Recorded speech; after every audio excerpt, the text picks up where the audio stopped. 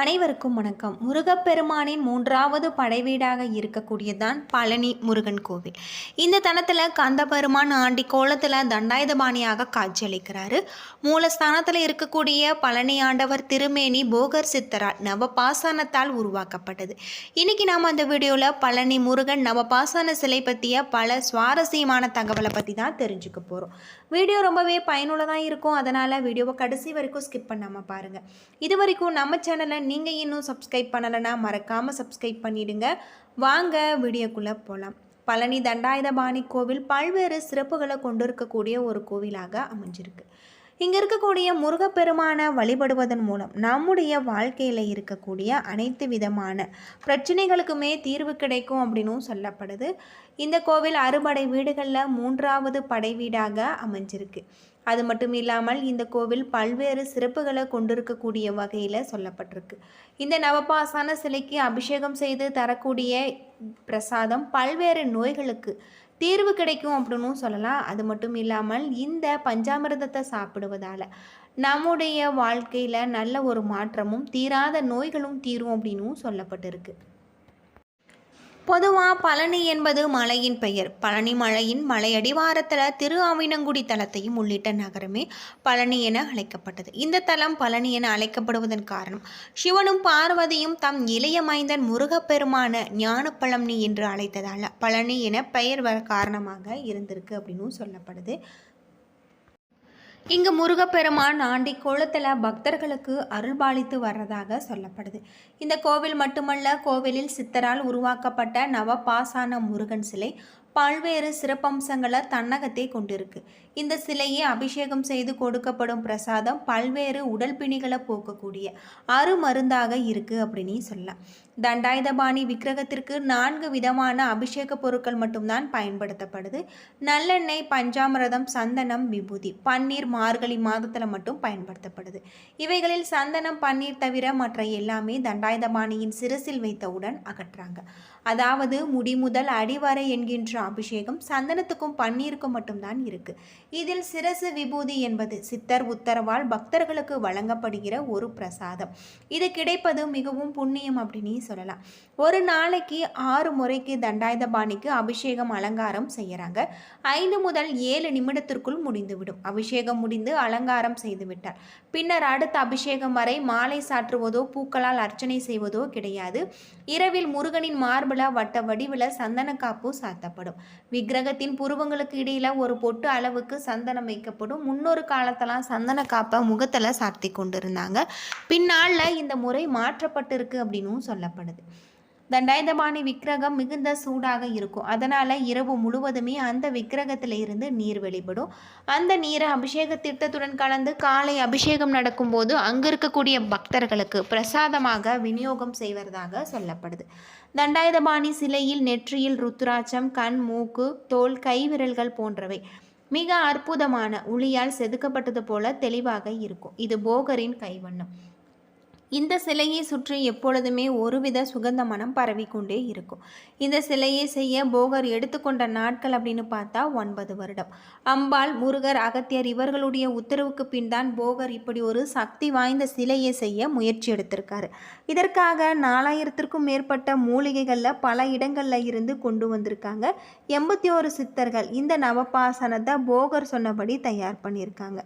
இது பொதுநல எண்ணத்துடன் செய்யப்பட்டுள்ளதால் காலமும் இயற்கையும் தன்னுடைய சீற்றத்தை குறைத்து கொண்டு சித்தர்களுக்கு உதவி செய்ததாக இன்னொரு தகவலும் இருக்கு. அகத்தியர் உத்தரவால் ஒரு அசுரன் 2 மலைகளை காவடி போல சுமந்து பொதிகை நோக்கி கொண்டு செல்ல முருகன் அவனை தடுத்து நிறுத்தி 2 குன்றியுமே அப்போது இருக்கும் இடத்துல வைக்க செஞ்சிருக்காங்க. அது மட்டும் இல்லாமல் இந்த கோவில் பல்வேறு சிறப்புகளை கொண்டிருக்கக்கூடிய ஒரு கோவிலாக அமைஞ்சிருக்கு அப்படின்னும் சொல்லப்படுது.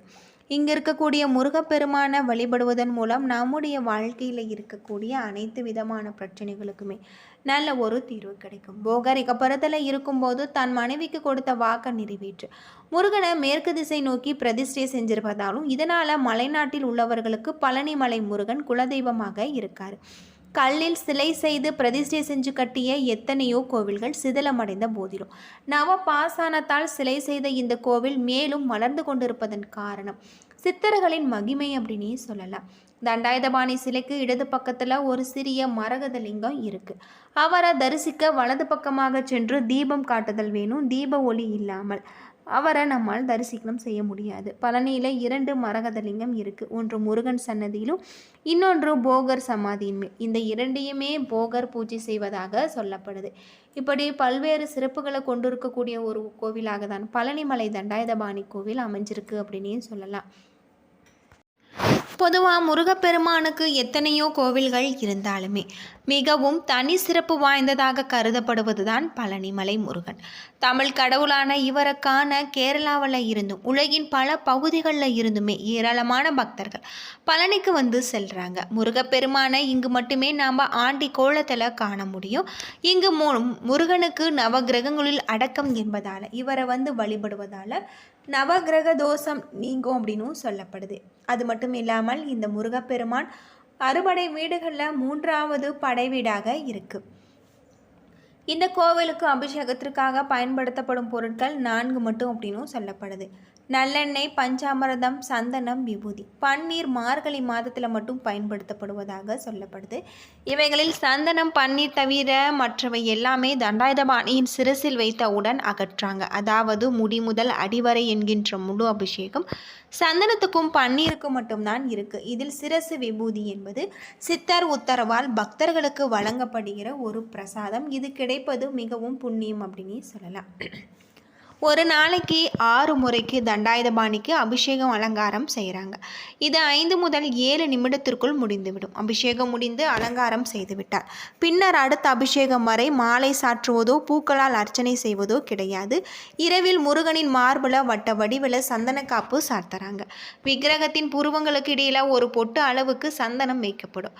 முந்தைய காலத்தெல்லாம் சந்தன காப்பை முகத்தில் சாத்தி கொண்டிருந்தாங்க. பின்னால் இந்த முறை மாற்றப்பட்டிருக்கு. தண்டாயுதபாணி விக்கிரகம் நவபாசானத்தால் செய்யப்பட்டது என்பதால் எப்பொழுதுமே மிகுந்த சூடாக இருக்கும்.